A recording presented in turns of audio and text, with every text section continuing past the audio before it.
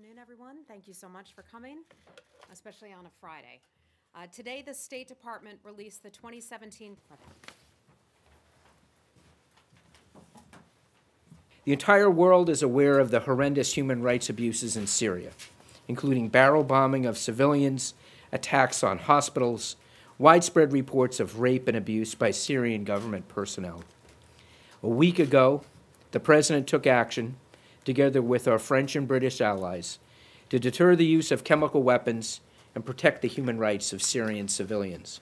In this preface and in his comments just now, Acting Secretary Sullivan talked about the DPRK is one of the most repressive and abusive regimes in the world.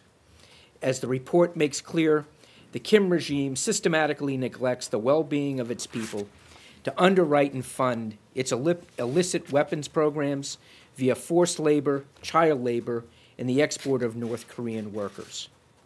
Called the press an enemy of the people, and I think at one point he called for a closer look at libel law. China continues to spread the worst features of its authoritarian system, including restrictions on activists, civil society, freedom of expression, and the use of arbitrary surveillance.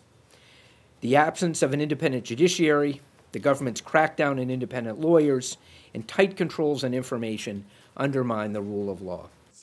Meeting with Sisi and with the very warm relations with... The Iranian people continue to suffer at the hands of their leaders. The right of peaceful assembly and freedoms of association and expression are the legitimate expectation of all individuals worldwide.